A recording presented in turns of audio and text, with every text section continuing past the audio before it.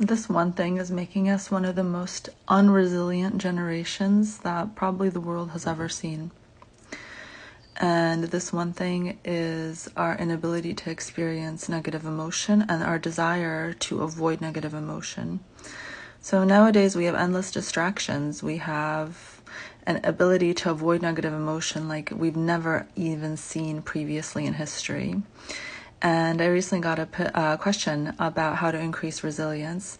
And included in the question was how to improve feeling positive emotion, like how to stay positive.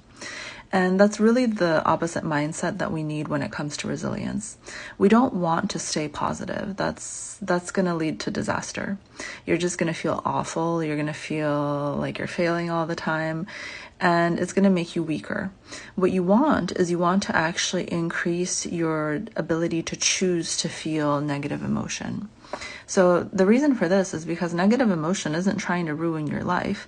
A negative emotion is trying to help you in some way. And so when we block ourselves from feeling negative emotion, we block all of that information. Additionally, whenever we try to avoid something, it's telling our mind that we're scared of it, right? So like if we avoid something, it's teaching ourselves that we should be scared of it.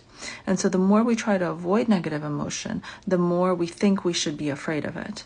And this is a huge problem in today's society. Like we're all so obsessed with feeling positive emotion.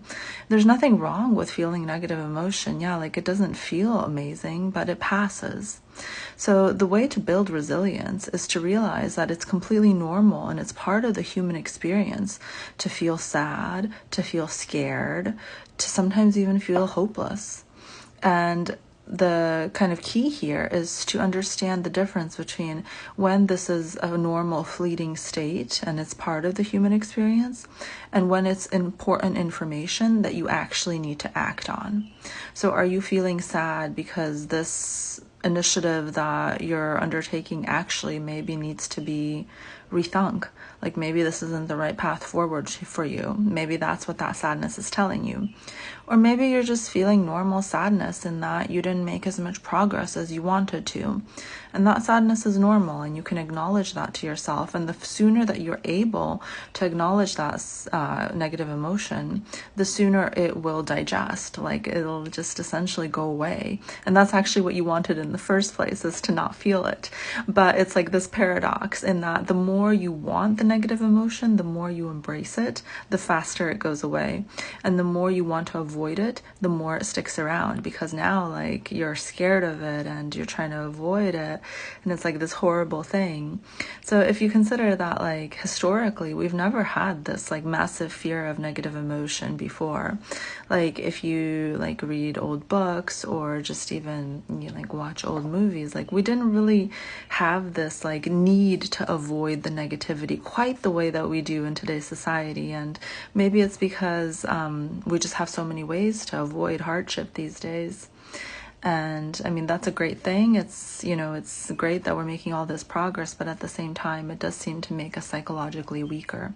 So if you really want to get resilient and you really want to get strong, then you have to kind of switch your mindset. You have to realize like, no, I want as much negative emotion as life will give me, because that's what's actually going to be kind of my growth. That's going to be how I make progress. And that's like all of this information that my mind is feeding me about my environment, or even feeding me about maybe my skewed perceptions that need to be worked on. And once I work on that, then I'll be a more resilient human. And that's the way to build resiliency. Sorry, I didn't have a more fun answer.